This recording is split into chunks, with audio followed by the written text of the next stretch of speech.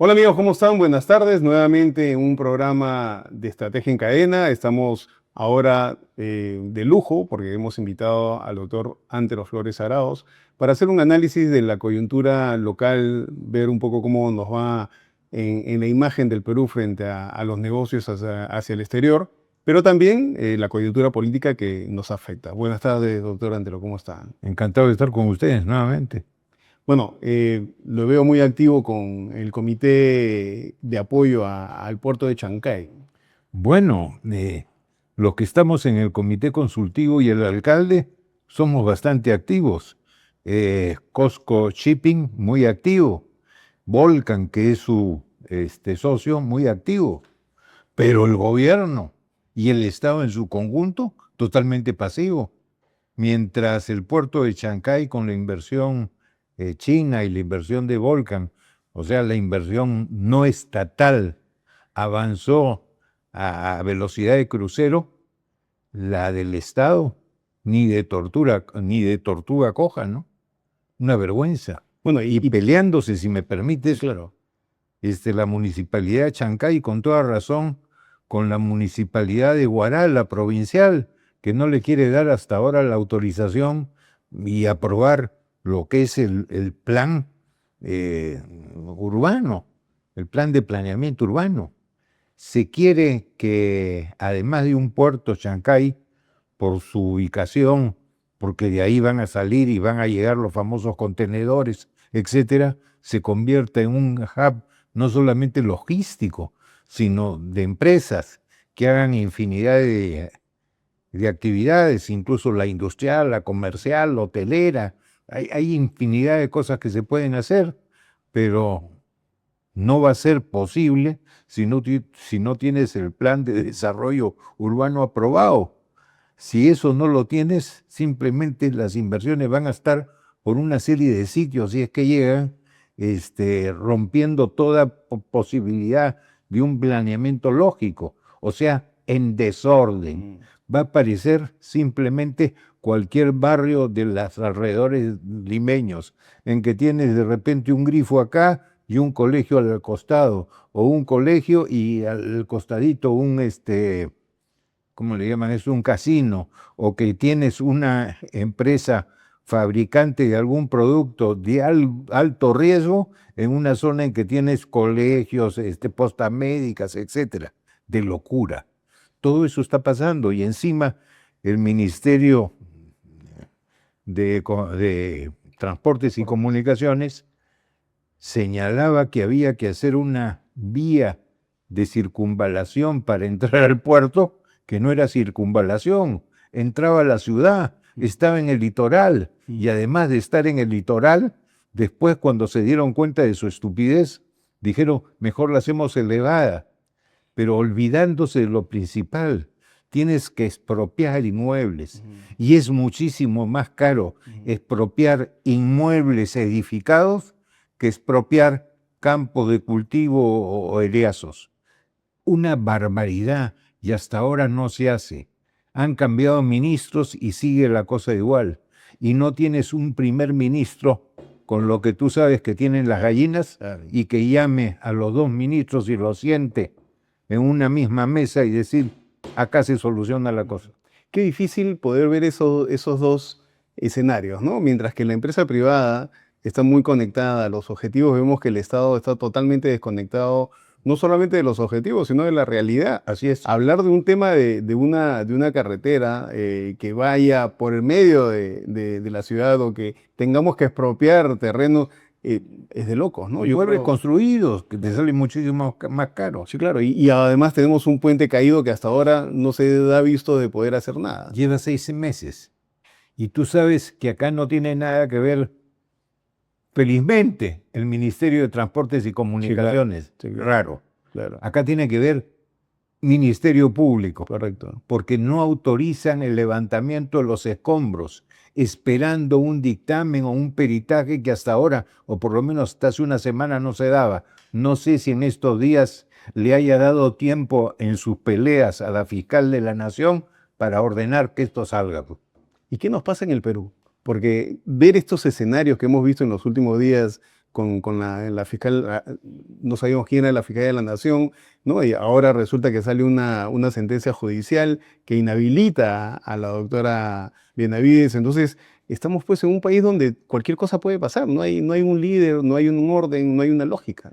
Me parece que eres muy generoso, que nadie sabe qué puede pasar. No, todos sabemos lo que está pasando. Este es el despelote. ¿Ok? Todos se pelean contra todos. Nunca he visto en mi vida, y que no es poca, tengo Claro, 83, sí, claro, claro. nunca en mi vida he visto una cosa así.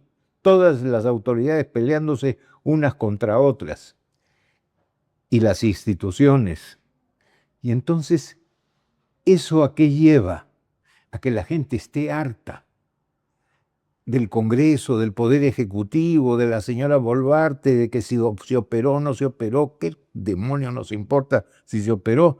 Pero todo esto hace daño. Sí, claro. Y entonces la gente se va irritando. Mm, Y entonces comienza a decir que se vayan todos. correcto, Cuidado. correcto. Y ese que se vayan todos en un año electoral, Correcto. porque ya está convocada las elecciones para el abril próximo, puede ser nefasto, Sí, claro. porque su manifestación en los hechos de eso que se vayan todos es votándose por opciones penosas, impresentables, Correcto. increíblemente malas, Ujú. pésimas. Sí, Eso es lo que yo veo. y lo raro es de que a pesar de todas estas circunstancias, nos comentaba muy claramente la gran oportunidad que tiene Chancay del desarrollo que puede generar a nivel industrial, a nivel hotelero, a nivel incluso de un hub logístico importante para la región, porque esto tiene aplicación en toda la región. Sin embargo, las exportaciones en el Perú han ido subiendo. Estamos casi a un orden de 8 o 10% de crecimiento anual. Mira, lo que hay que ver es con qué se compara. Y yo creo que estamos siendo bastante optimistas, Ujú, pero estamos comparando uno con tiempos prepandemia, ujú, en que incluso la cuestión gubernamental se cambiaba a un promedio de 1 por año, ujú, lo cual ya era una vergüenza en el mundo. ujú. 2, los guarismos económicos y financieros, compararlos con años ya no prepandemia, sino pandemia. Correcto. Entonces, evidentemente ha tenido que ir creciendo, Ujú, porque el país estaba paralizado. ujú. Ahora, también en lo que es agroindustria, tenemos también que señalar que este crecimiento, todavía no igualado a lo de prepandemia, Ujú. ¿no? Es significativo y nos demuestra que no es necesario ya ponerle al sector muletas. Ujú. Ya no necesitan. Las muletas se ponen cuando no se puede caminar ni correr. Ya el sector está caminando y corriendo. Correcto. Entonces, ¿para qué ayudas con subvenciones tributarias o con tratamientos laborales especiales? Correcto. Yo sí creo que el tratamiento laboral hay que simplificarlo mucho, pero a nivel de todos los sectores, no un sector en especial, ¿no? Correcto. Sí, porque se tienen ya dictadas leyes y normas que ayudan justamente a que la empresa en este sector agrícola se pueda desarrollar con mucha facilidad y con muchas opciones de crecimiento. Así es. Entonces, sin embargo, también se ve que hay mucha gente del campo, porque acá vemos que las grandes empresas agroindustriales, digamos, tienen todo este beneficio, pero hay mucha gente del campo, agricultores independientes, pequeños, que aún les falta mucho conocimiento, le falta mucho soporte. Ya no hay el CIPA que había antiguamente, el Correcto. sector agrario. Yo Correcto. no sé por qué una cosa tan sencilla, en lugar de estar generando tantas contrataciones de funcionarios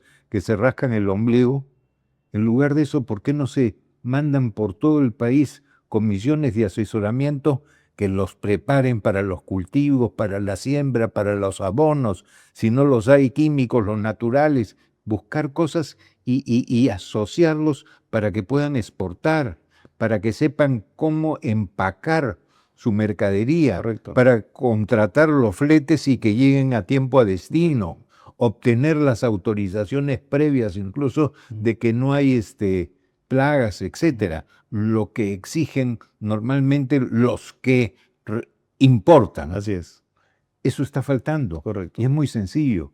El otro tema, las irrigaciones. Oye, hay montones de irrigaciones que están paralizadas. Se iniciaron y ahí quedaron. Correcto. Y hay otras que están pendientes de autorización, etcétera. Me he enterado, por ejemplo, de Electropampa. Ok. Hace 20 años está con el tema de lo que se llama las Pampas Verdes, que es para dar electricidad y agua, en fin, para irrigar enormes hectareajes. Oye, una cosa tan sencilla para conseguir la inversión extranjera, que te declaren de prioridad o que te declaren de interés sectorial. Yo no sé qué hace el Ministerio de Energía y Minas. Yo creo que ha llegado más rápido que la aviación, incluso que nuestra Fuerza Aérea a Marte, ¿no? O a la Luna, porque nada, Sí, claro. nada. Claro. No, y lo curioso es de que son situaciones que todos lo sabemos, todos lo conocemos, todos lo necesitamos, pero no lo vemos hacer.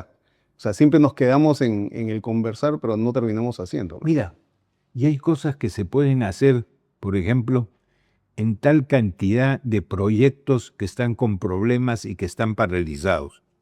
Cuando un proyecto se paraliza, ¿qué sucede? Tus gastos administrativos siguen corriendo Correcto. y va a encarecer lo que tiene que pagar el Estado. Y dos, el material en cancha hay que preservarlo, hay que cautelarlo, hay que protegerlo, hay que cuidarlo y un montón de otros sinónimos. Y eso también cuesta. Claro. ¿Por qué se paralizan normalmente todas estas obras públicas? Porque hay algún problema entre el contratista y el contratante, que es el Estado. ¿Y qué hace normalmente la Contraloría? Fregar. En lugar de buscar cómo soluciono, te salen sus informes, te salen sus dictámenes, te salen tus resoluciones, y lógicamente que camine la fiscalía, denuncia acá, denuncia allá. Se hace el despelote, pues, en lugar de hacer amigable componedor, Sí, claro. un poco de arbitrar, de solucionar, De viabilizar. viabilizarlo poniendo a todos en una mesa. Claro. Oye, ni de acá sale la solución. Claro.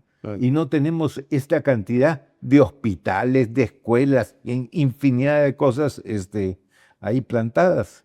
Y encima, un Congreso que se ha olvidado de lo que son las leyes. Sí, claro. Las leyes son mandatos. Acá se han dedicado a hacer declaraciones prácticamente de amor. Correcto. ¿No? Declárese de interés nacional, de interés sectorial, de interés local, de interés económico, la creación de la universidad de no sé dónde, en que no hay ni alumnos ni profesores, y que nunca se va a hacer, Sí, claro. simplemente porque hubo un parlamentario de ese lugar que quiere ver si consigue votos para la próxima. No, pues, eso no es serio. Y así montones de otras cosas. Y- Hay más declaraciones que leyes que tienen que ser mandatorias. Y encima, cuando son mandatorias, muchas de ellas transgrediendo la propia Constitución, porque los parlamentarios no tienen iniciativa de gasto y sin embargo los ordenan. Correcto. Correcto. Sin embargo, estamos en una cúpula, nosotros acá, donde vemos una inacción total, donde vemos mucho recurso, ¿no es cierto? Y nos olvidamos que hay un entorno mundial que nos afecta. Pero por Y supuesto. es un entorno donde hace poco hemos tenido situaciones, por ejemplo, como este conflicto que se generó entre Israel e Irán, y que de una u otra forma va a haber un efecto de la consecuencia de ese conflicto. Que para muchos para muchos ya terminó, y yo creo que no. E incluso he escuchado por ahí y he visto algunas opiniones que hay que darle al señor Trump el premio Nobel de la Paz. Oigan, eso es como hacer resucitar, ¿qué te puedo decir? A Judas Iscariote y darle, pues, santificarlo. Claro, claro, claro. Es totalmente absurdo. ¿no? Preocupaba mucho el conflicto porque el estrecho de Hormuz es un punto por donde pasan todos los buquetanques petroleros y se podía esperar de repente un desabastecimiento, a pesar de que podíamos estar nosotros muy tranquilos, en algún momento se podría generar un Se desabastecimiento. puede generar, no creo para Estados Unidos, porque acordémonos de que Estados Unidos, uno, no usa el suyo, Correcto, compra otros. correcto, correcto. ¿Por qué no ha sido más exigente dentro de Naciones Unidas y dentro de OEA respecto a Venezuela? Ujú. Porque sigue comerciando Ujú. con Venezuela. Ujú. Le pone problemas Estados Unidos y embargos a los países en que no tiene nada que hacer con ellos. Claro. Cuba, por ejemplo, en su momento. Ujú. Lo único que le servía era para cortejar a los gringos con plata a damas cubanas muy guapas. Correcto. Poco turismo. Pero ¿qué le vendía a Cuba? Nada. Entonces Cuba lo pueden embargar, lo pueden rodear, le pueden hacer lo que le dé la gana. Pero a Venezuela no les da petróleo. Claro. Entonces, el tema del petróleo va a ser complicado para algunos países de Europa y algunos otros de Latinoamérica, de Sudamérica principalmente. Ujú.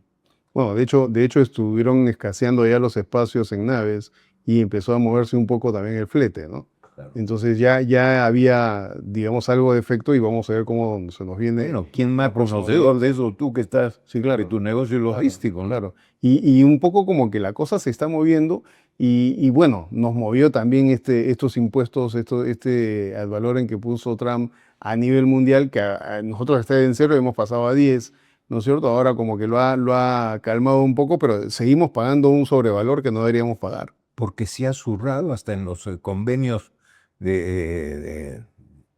los convenios, Los TLC, tratados de libre comercio correcto, y otros convenios con reducción correcto. de aranceles, aunque no de libre comercio. Correcto. En fin, se ha zurrado en todo eso. Ujú. Para el señor Trump, los contratos, los convenios, los tratados internacionales no sirven para nada. Ujú. Ujú.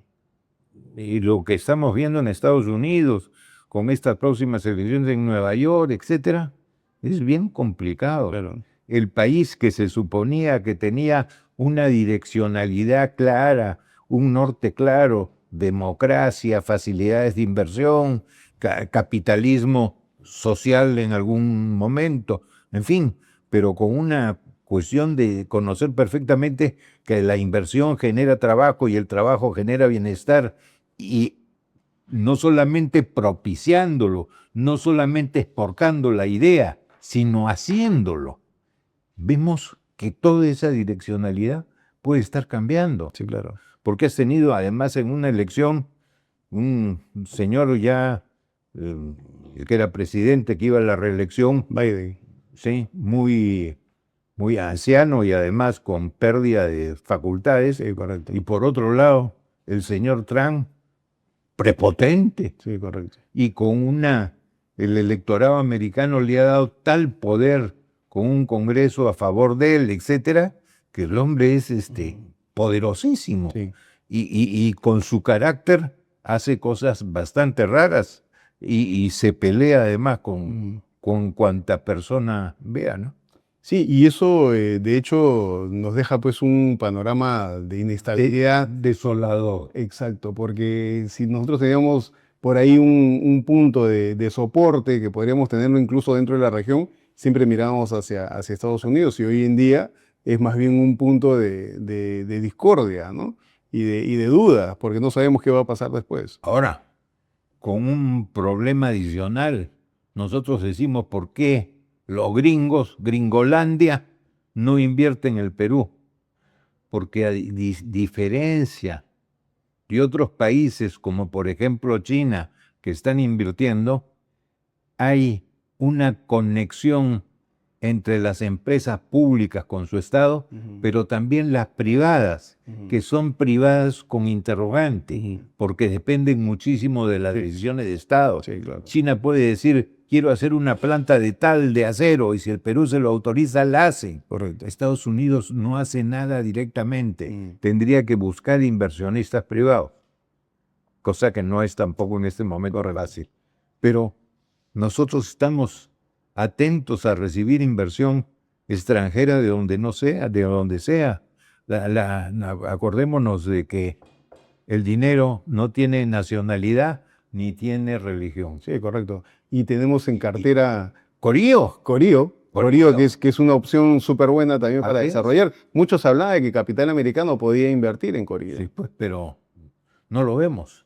Y es justamente lo que está explicando, ¿no? O sea, definitivamente no tienen esa libertad de inversión Así es. con la facilidad y con la lógica que tienen en Asia los chinos. Y nosotros debemos recibir la inversión de donde sea, Sí, claro. siempre y cuando no hagan barbaridades, ¿no? Sí, claro. Y respeten, por supuesto, Claro. nuestra legislación. Sin embargo, vemos que hay una cartera de inversión enorme, ¿no? Hay muchas posibilidades de poder hacer varias cosas. De hecho, todos los puertos están prácticamente en proceso de mejoramiento, en proceso de hacer, digamos... Y varios se han mejorado sustancialmente. Así es, y en muchos de ellos inclusive con dinero puesto por el Estado, ¿no?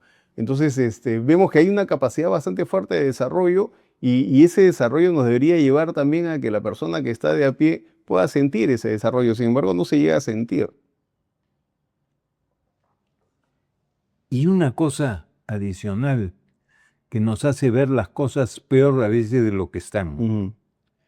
Aeropuerto, Jorge Chávez.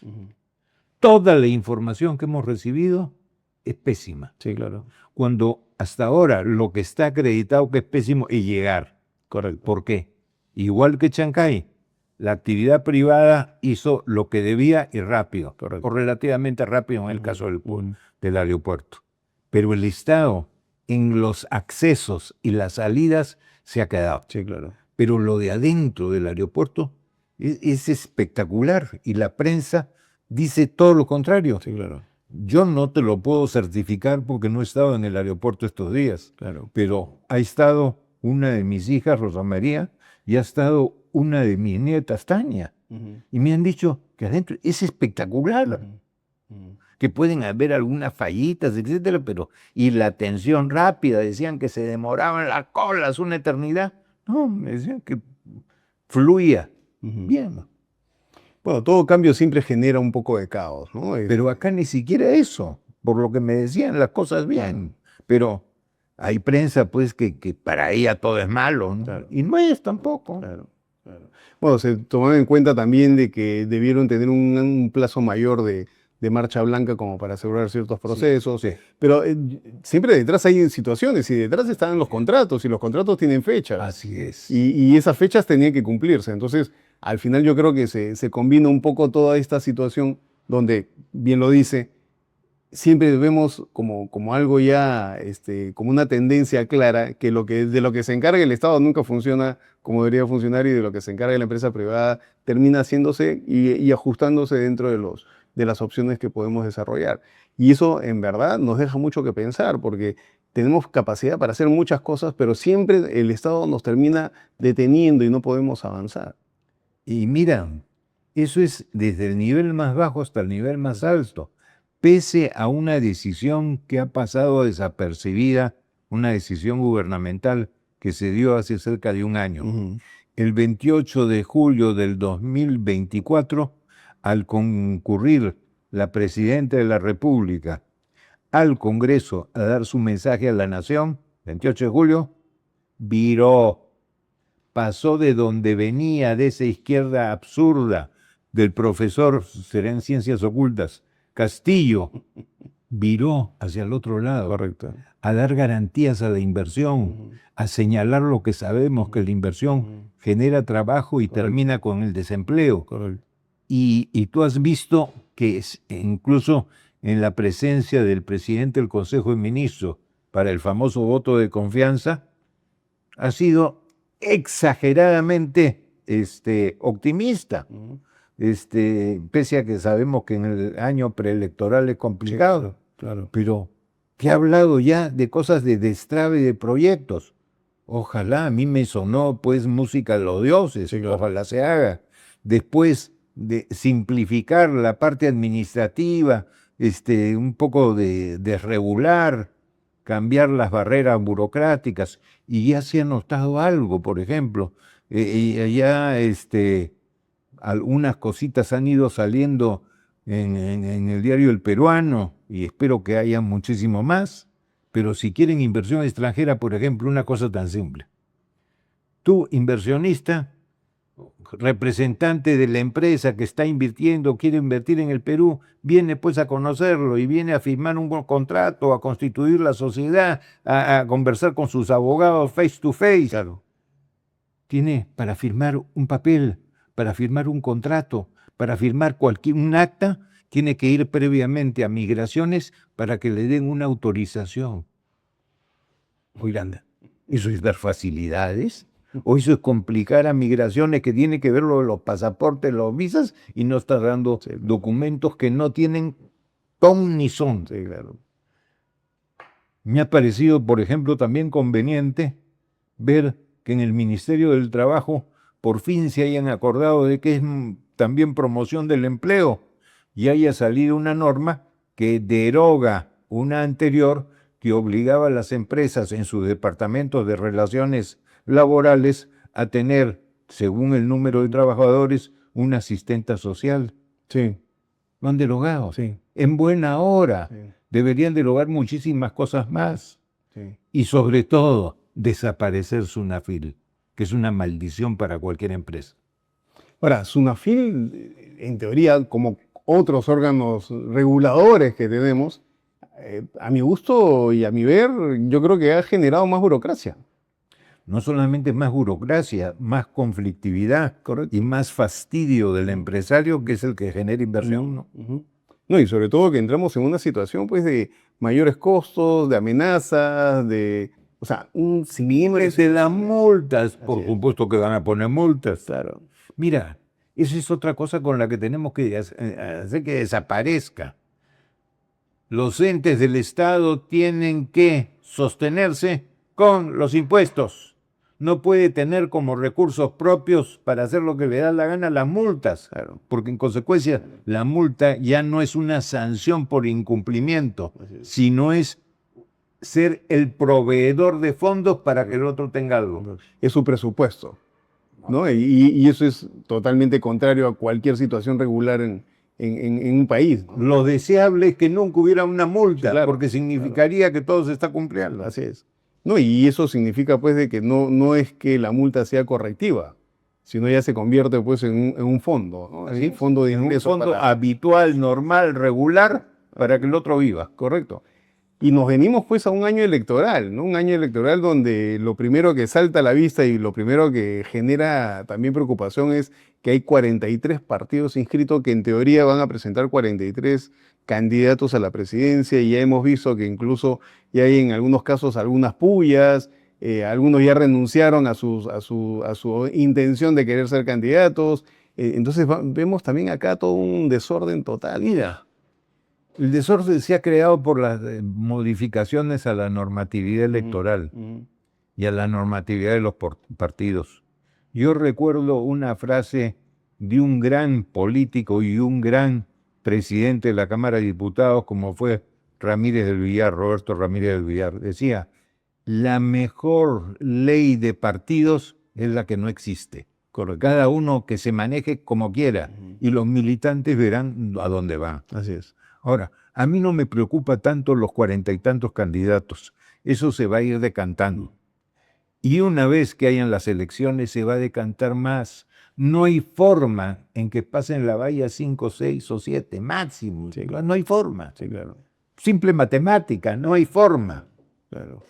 Sí, y en teoría se debería ir acotando esto y deberíamos ir quedándonos con menos opciones, ¿no? Sin embargo, vemos todavía situaciones de riesgo porque van apareciendo personajes y van apareciendo situaciones, pero al final el fondo, y esto es algo que yo vengo de alguna forma reclamando hace algún tiempo en las conversaciones que tengo, en el fondo, ¿queremos llegar al gobierno para servir o para servirnos? Todo indica que las personas, 43 partidos, ya no me dice que hay gente que sea tan patriota que quiere llegar a servir al país. O sea, ya pareciera que queremos pelearnos un botín. Peor de lo que tú dices. ¿Por qué? Porque si tú me dijeras que todos esos tienen calidad, en buena hora. Sí, claro, claro. Pero no la tienen. Claro. Y no la tienen porque con nuestros propios políticos, nos hemos dedicado a crear tales cantidades de problemas a la gente decente para que se comprometa en el, ¿qué te digo?, en llevar adelante el país, que la gente decente, honesta, ética, no quiere. Sí, claro. Mira, yo tengo mapeados 4. Ley de contrataciones del Estado. Ok. Si tú contratas con algún ente del Estado y tienes la maldición de tener un pariente parlamentario, un pariente ministro, pobre de ti. Sí, claro. Y eso que la nueva ley ha morigerado un poco la Sí, claro. pero te fregaste. Sí, claro. Lo que podría ser una alegría familiar, qué bueno, miren, llegó, qué simpático, qué honor para la familia, no, una maldición. Sí, claro. Unidad de inteligencia tributaria. Mm. Hasta los 5 años, después de 5 años, hasta ese límite en que has salido del cargo público, eres persona expuesta políticamente. Es decir, te miran con lupa, con microscopio, hasta tu ropa interior, a fin de ver si has incurrido en alguna faltita por ahí. Claro, claro. Y encima, las empresas en que tú puedes ser director o has sido y quieren regresar, te dicen no porque me van a fregar. Sí, claro. Tercero, declaración de intereses. Tienes que certificar ante la Contraloría quiénes son tus parientes, qué hacen, qué han hecho, qué harán, qué pretenden, si lo hicieron, si no lo hicieron, qué bienes tienen, qué cosas no tienen, en qué empresas son. Tú a veces no sabes ni siquiera que tienes esos parientes. Claro, Pero es real. claro. Tú y yo podemos certificar que nuestro padre no tenía por ahí un hermanito. Lógico, Imposible. lógico, sí. Y después, el de probidad, con el que han reventado al pobre Rómulo mucho. Sí, Oye, tú para ser ministro no tienes que haber tenido relación con el sector. De espanto, pues. Seguramente para ser ministro de salud no necesitas ser médico, no necesitas haber trabajado en un hospital, no necesitas haber sido subdirector de una clínica. Tienes que haber sido gafitero. Y hasta entre 1 y 3 años que sales del cargo, no puedes volver a esa actividad privada de la cual tú eres especialista. Te vas al ostracismo, claro. te vas del país, Claro. te vas a buscar nuevas oportunidades en cualquier parte del mundo. Y el Perú pierde porque salen profesionales. Y todo eso está ligado justamente al querer controlar que no haya corrupción. Y sin embargo, la corrupción sigue viva porque además todas estas normas son para algunos y para otros no. Y además, mira, el pillo se la va a agenciar con normas o sin normas. Claro. Pero vas a perder la oportunidad de tener gente decente, gente moral, gente que quiera su país y quiera darle parte de su tiempo, quitándose la actividad privada para dárselo a la pública. Correcto, Es el harakiri lo que se ha hecho. correcto. Y sin embargo, no veo en el Congreso que haya alguna voluntad o se hayan presentado algunos proyectos para modificar estos despropósitos.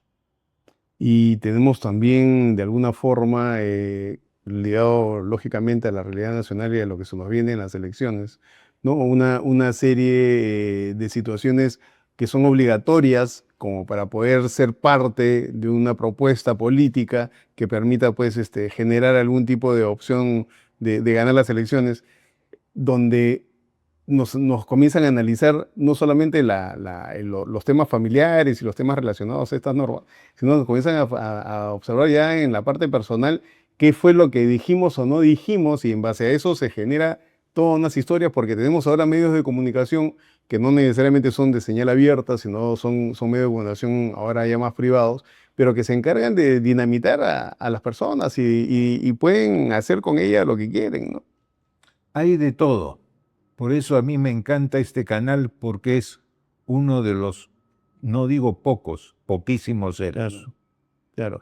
Sí, porque además de lo que se pretende es de que no solamente generemos un contenido de escándalo, sino un contenido de valor, ¿no? Que la gente pueda desarrollar conocimiento, que pueda tener alternativas, que pueda saber cómo es que se tienen que hacer las cosas. Y si criticas, la crítica constructiva, Correcto, correcto. no la crítica para fregar, sino la crítica para corregir. Correcto, correcto. Entonces, bajo esa premisa, vemos que lo que se nos viene, además, es que ahora vamos a tener diputados y senadores nuevamente. Y si bien podemos estar de acuerdo, yo lo estoy con que regrese el Senado, y yo he tenido el privilegio de estar en unicameral y en bicameral. La primera vez que yo entré al Congreso en el 90 era bicameral. Correcto. Y me parece adecuado que se regrese, pero se han cometido errores. Se le ha dado un enorme poder al Senado respecto a diputados. Claro. Solamente por diputados pueden ingresar los proyectos de ley, las iniciativas parlamentarias, y el Senado es el que da el Lucas. Esto sí, esto no, o esto se modifica y punto. Y allí queda. Uno propone, yo Senado, Dios dispongo. Y 60 personas, que muchos salen de elecciones en las regiones. Correcto. Y es uno por región. Correcto. Y es bastante difícil, casi todos quieren ser diputados. Sí, claro. Muy pocos quieren ser senadores. Sí, claro, porque no hay mucha opción. Claro, las muy- opciones son menores. muy- Y yo recuerdo en el pasado, cuando había bicameralidad, los senadores tenían un criterio y un concepto y una hoja de vida de verdad de lujo, ¿no? Para poder ser senador, ¿no? Hoy, ¿qué nos espera, no? Y lamentablemente las agrupaciones políticas con la normatividad modificada, etcétera, difícil que puedan ser filtros. Y es necesario que sean filtros. Correcto. Porque al final de cuentas, cuando un partido político te pone en la hoja de votación que te aprueba la autoridad electoral, lo que está haciendo es garantizándote, te está avalando. Es una aval. Esta persona es mía y lógicamente respondo por él. Es una persona ética, cumple no solamente los requisitos de edad, de nacionalización, de nacionalidad o de fecha de nacimiento, etcétera. Cumple con cosas que no están escritas, como es la idoneidad. Sí, claro. Claro. Y eso no hay. Y de hecho va a ser una falencia dentro de las elecciones, que además con la cantidad de opciones que hay, analizar candidato por candidato, si antes no lo hacían, ahora va a ser peor. Sí. Y la gente se va a llevar solamente por la empatía que podría generarle o por la cercanía que podría tener con Por eso, qué importante es este tipo de programas que hacen docencia con decencia. Correcto, correcto. Porque tienes que educar al soberano. No, y sobre todo poder tener la participación de personas como usted, que tiene todo el conocimiento y la experiencia para poder dárselo también a los oyentes, a las personas que nos ven y que puedan tener conceptos más claros. Hoy yo creo que nos ha dado conceptos clarísimos en varios temas. Pero yo vengo acá dejando mi oficina y dejando, yo lo sé dejar. Yo lo sé. Minuto que no trabajo, un minuto que no produzco. Yo lo sé. Pero sin embargo, vemos que no es algo común, ¿no? O sea, es algo que es bien raro. Y a lo que voy es de que para nosotros poder tener una certeza de poder contar con gobernantes que puedan representarnos y que puedan hacer las cosas de manera correcta, lo que tenemos que hacer es enterarnos. Y espacios como eso lo que buscamos es justamente tener referencias, y yo creo que más adelante vamos a tener también algunos candidatos para poder conversar y poder ver qué opciones tenemos de desarrollo. Nosotros hemos tenido mucho éxito en algunos programas, en algunas entrevistas con Alfonso, básicamente cuando hemos puesto sobre la mesa las ofertas que hay y los tipos de productos que piden en otros países con relación a lo que nosotros tenemos acá como producción, ¿no es cierto? Pero yo me encuentro con que la gente de base, la gente que realmente cultiva, no lo conoce. Y ahí hay una apuesta y hay una responsabilidad de poder hacer de que esto pueda ser mucho más conocido, que la gente pueda tener acceso, pero sobre todo de poder también indicar la guía para que cuando vayamos a poner nuestro voto, pongamos el voto por alguien que realmente nos va a dar el valor para poder crecer. Mira, en el 2016 logramos reunir un equipo, pero espectacular, de cerca de 100 profesionales de primerísimo nivel que hicieron un plan de gobierno muy, muy bueno. Hace un par de años lo actualizamos con datos de los años que habían pasado. Claro. Para las elecciones del próximo año serán 10 años. Correcto. Y lo editamos, Correcto. actualizado. Y imprimimos 1000 ejemplares, imprenta, bien puesto, etc. Y lo hemos distribuido. No hemos vendido uno, los hemos regalado a todos los que los quisieran. Algunos partidos políticos lo pidieron, muy pocos por cierto, pero hemos distribuido los 1000. Claro. Si hay ahí alguien que lo quiere, buscaremos. Correcto. Pero lo tienen, Sí, claro. búsquenlo, actualícenlo, mejoren. Y está ahí. Está ahí. Está ahí, ¿no? Y hay temas muy, digamos, especiales en Perú que hay que atacar, ¿no? Mucha gente dice que primero es la seguridad, otros que primero es la inversión. ¿Por dónde deberíamos ir? La verdad, son absolutamente, no tienen que ir en cuerdas separadas, va juntos. Nadie va a invertir en un sitio en que no haya seguridad. Sí. Y si no hay seguridad, no hay inversión. Correcto. Las dos cosas se complementan. Van en una sola vía, no hay cuerdas separadas. Y eso tiene... Ahora, siempre se habla de la seguridad, hablando de la cuestión de criminalidad, tranquilidad en las calles, etcétera. No, la seguridad también es seguridad jurídica. Sí, correcto. Es que se respeten los contratos, es que no haya de repente alguien que se le ocurre este peaje no va y simplemente rompió el contrato. Que haya seguridad jurídica, que incluso cuando hay diferendos haya pues resoluciones judiciales apropiadas y a tiempo. No un ministerio público, por ejemplo, que dispara como si estuviera pues en una guerrilla, ni un poder judicial que demora pues meses, años y años y años. Mira tú, Chavín de Huántar, 17 años duró. El tema del frontón del próximo año son 40 años. Ya se murió hasta el almirante Gianpietri, 40 años. Y seguimos hablando de eso. Y seguimos en eso. Poder judicial, que caramba, que simplemente para un desalojo te demora 7, 8, 9 años. Sí, correcto. Es una vergüenza. Correcto. Entonces, no es solamente la seguridad física, no solamente es poder caminar por una calle y que no te baleen. Seguridad jurídica, que se cumpla la normatividad y que las garantías para la inversión que dice la Constitución no sean en papel mojado, sino sean reales y eficaces. Correcto. No, y totalmente de acuerdo con lo dicho, porque definitivamente una cosa no excluye a la otra, ¿no es cierto? El tema de inversión va a ir muy de la mano también con los temas de seguridad, porque es una consecuencia. Pero al final tenemos nosotros la sensación del hombre de a pie, de la persona que está, digamos, en las calles tomando su combi, tomando su bus, que tiene mucho miedo porque de repente lo van a balear, ¿no es cierto? O que tiene miedo porque de repente si hace un emprendimiento lo van a secuestrar, ¿no? Y por otro lado vemos a personas que definitivamente viven en un mundo paralelo y tienen una vida totalmente contraria a lo que está pasando ahí, que por coincidencia son del Estado, son del gobierno, ¿no? Porque pareciera que no les pasa nada, ¿no? Y decir, no, en mi barrio no pasa nada, yo no sé por qué otros se quejan, ¿no? Entonces hay una separación total de las situaciones reales y de las necesidades reales de las personas. Y falta de solidaridad. Totalmente, porque ya si nos vamos a los valores, y lo conversábamos al inicio, se han perdido totalmente, ¿no? O sea, ya no hay esa actitud de querer apoyar, de querer ayudar, de querer ser, digamos, solidarios con las personas. O sea, eso es cero hoy en día. A pesar de que siempre estamos con nosotros los peruanos con ese estigma de que somos buenas personas, somos muy acomedidos, pero al final, ¿eso de qué nos sirve, no? Así es. Y es penoso. Y es penoso. Y hay que luchar contra ello.